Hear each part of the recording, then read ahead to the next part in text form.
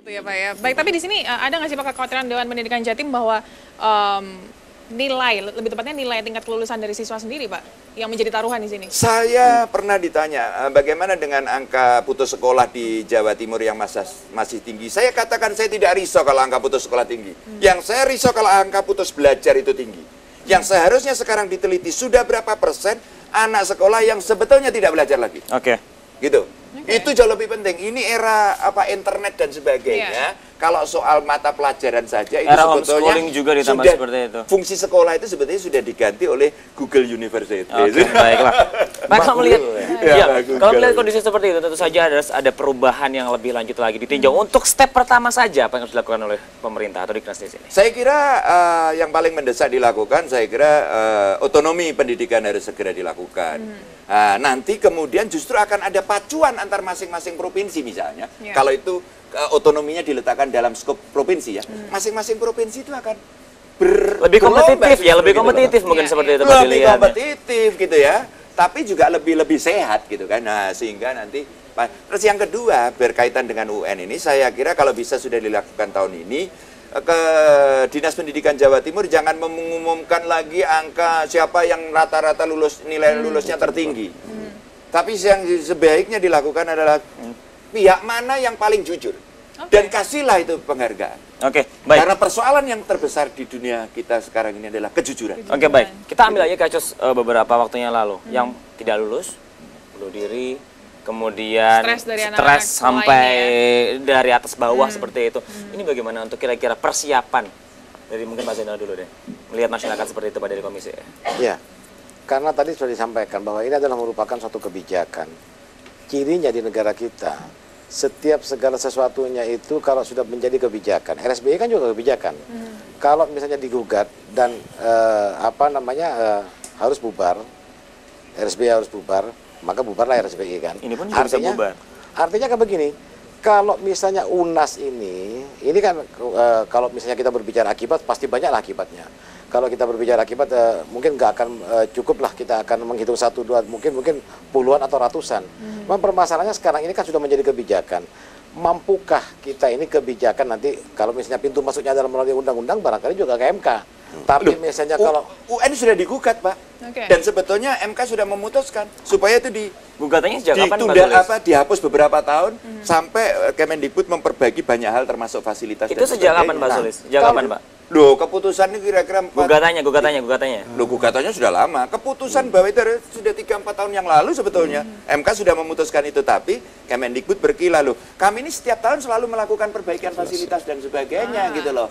Jadi sudah dilakukan, makanya UN tetap terus. Pertanyaan lagi Pak, ini apakah Jawa Timur sudah siap Pak seandainya kita mendapatkan kebebasan untuk berotonomi di dunia pendidikan? Kenapa tidak? Kenapa tidak? Gitu. Harus siap. Dan pasti siap gitu. Cuman ya jangan kalau sekarang ngomong terus besok sudah kan gitu kan. Itu kan harus ada proses gitu kan. Ya, tapi niatan yang nyata untuk otonomi itu harus gitu. Salah satu contoh gitu ya. Kenapa sampai sekarang tidak ada penelitian? Seringkali terjadinya kesurupan massal di sekolah-sekolah. Aneh kan? Gitu loh. Kemendikbud ini kenapa tidak pernah melakukan penelitian? Ini harus diteliti, apa kemudian demit dan sebagainya itu tiba-tiba pengen bersekolah gitu apa? Atau mungkin stres harus diteliti apa ini pengaruhnya? Apakah pendidikan kita terlalu... Dan kesurupannya itu setelah mereka melakukan istighosa biasanya ya? Apakah ada indikasi yang lain seperti itu Pak? Tapi fenomena ini meruyak dan itu bukan hanya Jawa Timur loh. Nasional loh ini, di berbagai daerah loh. Tidak pernah ada tindakan gitu kan. Baik, Pak Sulis balik lagi. Kira-kira melihat dari parameter Jawa Timur siap untuk otonomi dari apa saja Pak? Saya kira akan jauh lebih baik Jawa Timur itu otonomi gitu ya dibanding dengan yang sekarang masih sentralistik. Iya, dilihat dari apanya? Karena gurunya, siswanya, orang Jawa Timur sekolahnya lebih mengerti bagaimana kondisi Jawa Timur. Gitu kan? Anak-anak sekolah itu disiapkan, dibekali untuk dia itu juga paham tentang lingkungan tempat dia hidup dan sebagainya. Mau nggak mau kalau sekarang ini sistem nasional itu justru membuat anak terasing dengan lingkungannya sendiri gitu loh. Ini kurikulum dan sebagainya itu kan menu Jakarta. Seberapa jauh Jakarta itu tahu tentang Jawa Timur, tahu tentang Papua. Takutnya mungkin nanti akan terjadi gap Pak, antar provinsi seperti itu dengan kondisi bahwa ini kompetitif. Dengan sekarang nasional memangnya nggak ada masih ada bukti gapnya juga. Cuman bisa dibuat seolah-olah tidak ada gap. Gap itu nggak bisa dihindari. gitu, nggak bisa kualitas sekolah menentukan pasti betul ada juga. gap, dalam satu keluarga aja bisa ada gap antara satu dengan yang lain kok. Gitu. Apalagi secara nasional Itu sunatullah gitu loh. Gitu. Mau nggak mau kita harus menghadapi itu juga di sini ya Pak ya. Iya. Baik, tapi kedepannya bagaimana Pak Sis untuk penyelesaian sisa 2 hari ini lagi apa Pak yang disiapkan?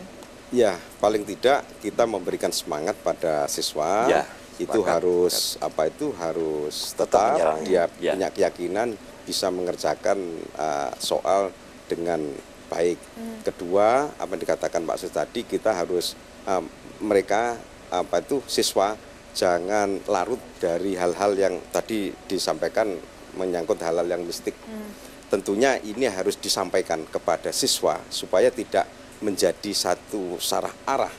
Siswa ini dalam pengertiannya di titik persimpangan. Kalau yang mengarahkannya itu tidak benar, jadinya anak itu tidak benar, maka kita memberikan semangat itu penting kepada siswa. Intinya mentalnya harus dijaga di situ Pak ya. Tentunya begitu, dan memberikan motivasi kepada orang tua, kepada siswa pun juga begitu. Harus bisa melakukan sesuatu yang baik. Jangan mempercayai bocoran ya Pak Sis ya. Pak Zainal ada tambahan mungkin Pak Zainal? Jangan mempercayai kebocoran. Oke Pak Zainal ada tambahan mungkin persiapan untuk 2 hari lagi ini. Ya, kalau Diknas barangkali mungkin tanggung jawabnya kan bukan hanya ini kan, mungkin nanti di SMP juga kan harus berikutnya SMP SD ya Pak ya. Jadi artinya kan sementara ini ya mudah-mudahan Jawa Timur sesuai dengan waktu lah. Kalau di 11 provinsi yang lain kita nggak tahu lah.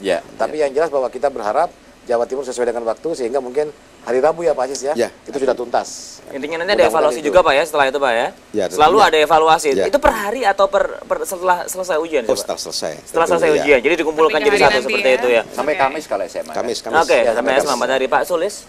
Ya saya kira adik-adik saya yang sekarang menghadapi ujian nasional, gak usah stres. Sebetulnya Kemendikbud itu tidak kepingin yang tidak lulus banyak. Karena kalau yang tidak lulus banyak, khawatir juga citranya jatuh, gagal, dianggap pendidikan gagal gitu loh. Bahwa sekarang ini suasananya kayak gini, atmosfernya menakutkan itu ya karena sebetulnya olahan-olahan di luar penguasaan pelajaran sebetulnya, misalnya istighosah dan sebagainya itu yang bikin Anda stres gitu loh. Sudahlah yakin bahwa soal-soal ujian nasional itu bisa Anda kerjakan dengan baik. Itu aja. Baik, tentunya persiapan di sini sangat dibutuhkan, belajar. Persiapan belajar, mentalnya dilihat dari itunya tadi. Tapi kalau melihat dari evaluasi hari ini, khusus untuk bahasa Indonesia tadi kan, saya mencoba menanyakan kepada katakanlah yang kemampuannya sederajat lah, nggak terlalu pintar dan sebagainya. Mereka mengatakan bahwa masih agak lumayan lah.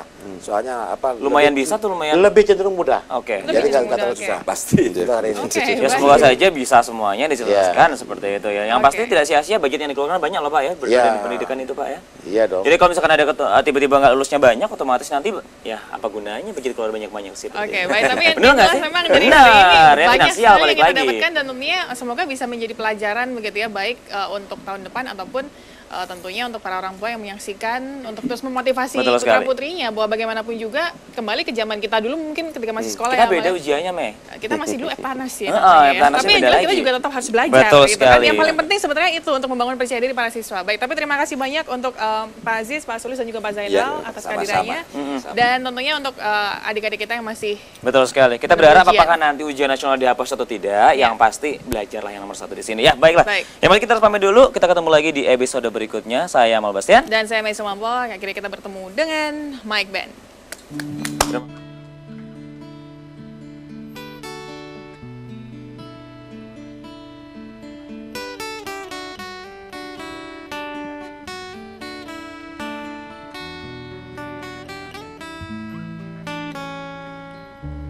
Dari kisah seorang diri, aku yang tak pernah bisa terlupa.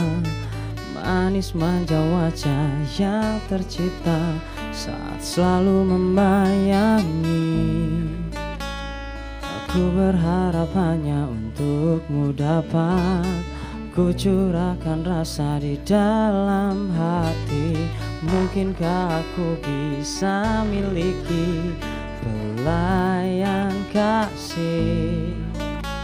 Wow, angin sampaikan salamku untuknya agar aku bisa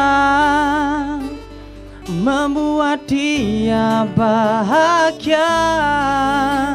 Wow, tak usah kau ragu untuk memiliki diriku yang sendiri, terbuai karena cintamu.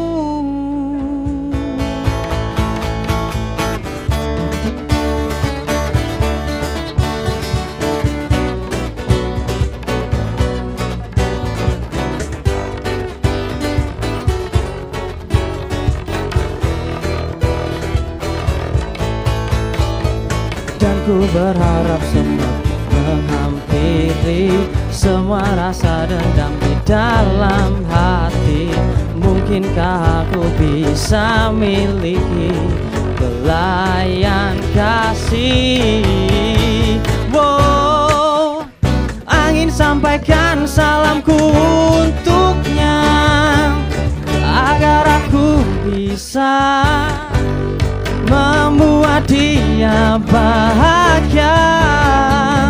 Wow, tak usah kau ragu untuk memiliki diriku yang sendiri, terbuai karena cinta.